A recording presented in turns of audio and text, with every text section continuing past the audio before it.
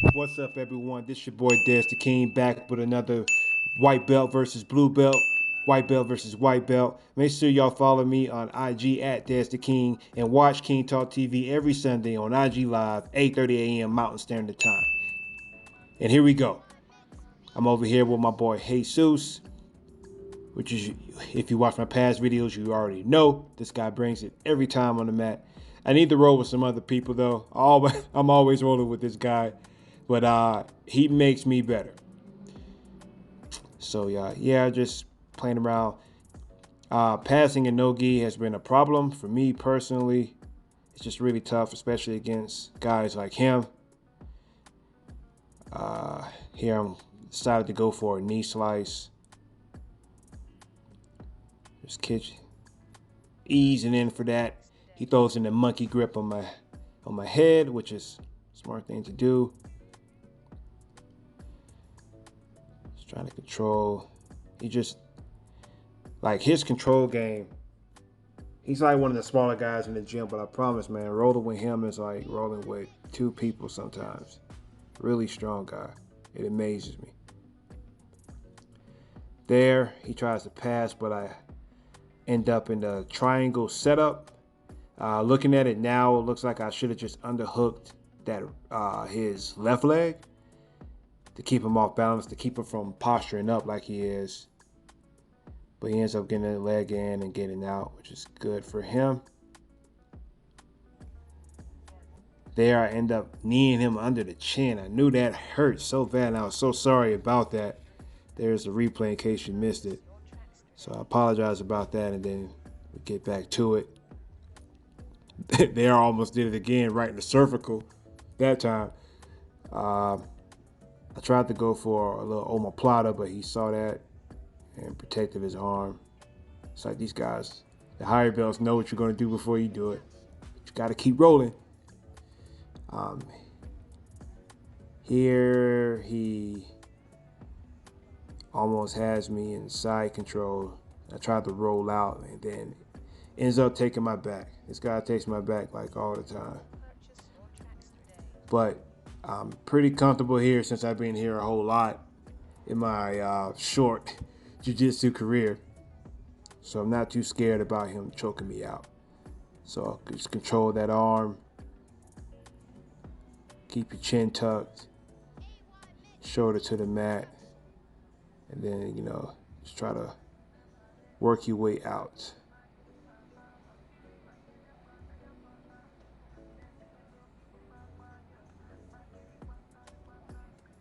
Should have underhooked that other side, but he ends up taking me back down, which is crazy. It's really quick.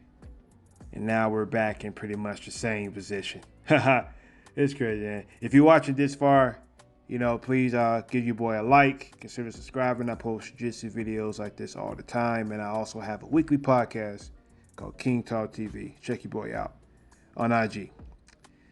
So now we end up in, it's like a half guard, but he has my left arm in a Kimura position. So I don't want him to Kimura me. And I don't want him to get that bottom leg out either. That would be pretty bad for me, I think. Even though I'm still pretty much in a bad position. But I get my arm out. And I stay here.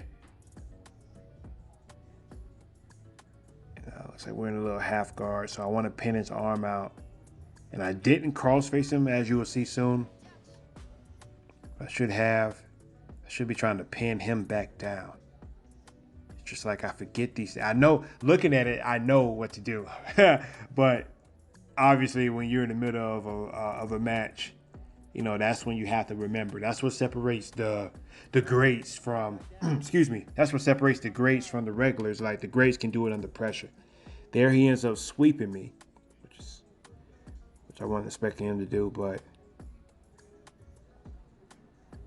boom, fighting. I'm just trying to keep him away, get a hold of his ankle. And I think this counts for a sweep for me, and I wanted to immediately go for that heel hook, but he's protecting it, protecting his ankle there pretty well. And I didn't want to you know, just really crank on it because I didn't want to blow his knee out on accident. At the same time, I wanted it. So here we are. So I'm working on getting his leg out the way to heel hook him, and at the same time, I got to protect my leg from him to heel hook me. So there he gets it, but time is almost out, and I end up surviving that. So good roll, bro. Good roll. And again, you know, if you're enjoying this, like and subscribe. Support your boy. Now about to go against this strong guy here. My man, we're about to zoom in soon. Thank you, Professor Alec, for getting us zoomed in. My man Darren, he has a wrestling background. And he's a white belt too, but I learned like so much just from rolling with him. There I tried to go for a De La Riva, and I go for that a lot on him, so he kind of knew that was coming. Got to switch it up on him. There, should have just kept rolling with it instead of trying to sit up. But I thought he was going to keep going. I was going to try to go for a mount or something. Okay, there. I need to. My professor's yelling at me to get my leg out of there to get him on a lockdown, but I need to shrimp out to the other way. But he has my arm tied down there, so he's making it hard for me to do so. So, like, we're in a sort of 50-50 position almost, even though I think he probably has more of the advantage at this point. So there, I roll in, and they're yelling at me, go for a knee bar. But I never even attempted a knee bar from this position, like ever before. I did submit somebody with a knee bar before, but it wasn't from this position. So I was just like, what? And then they're like, go for a triangle. I'm like, oh, okay, I kind of felt how a triangle could work from here. So I shrimp around, but I didn't shoot my hips up to get it. So it was a pretty good attempt, but it put me in a bad position, and he ends up past me there, which is cool. He's about, I think, close to 190, something like that, and I'm 175, so not an excuse, but this guy's definitely bigger than me. So there he tries to mount, and we go into half guard. And this is a position I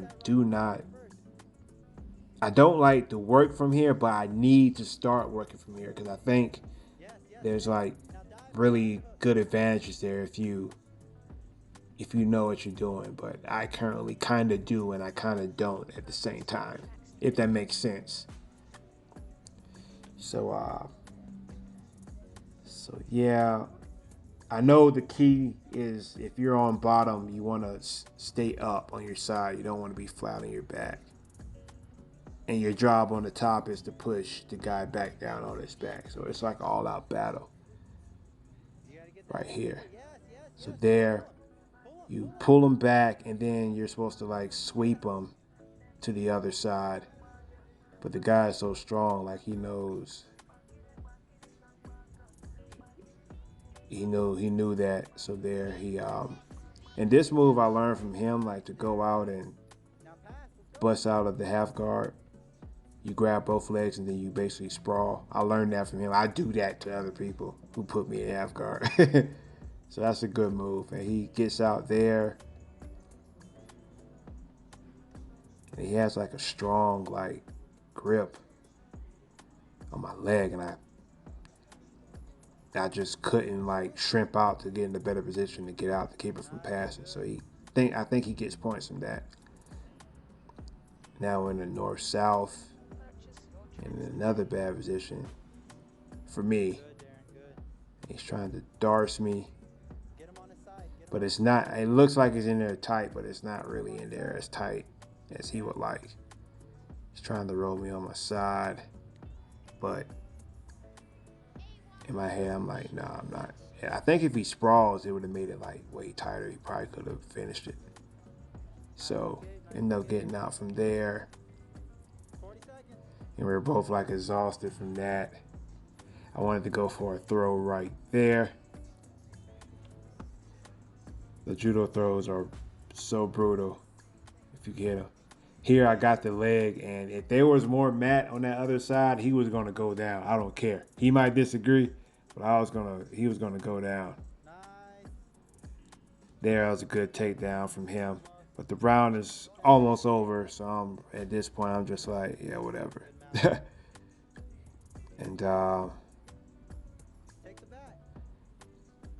gave up my back there. But hey, the round is over. But hey, guys, let me know what you think about that. Please like and subscribe. God bless you.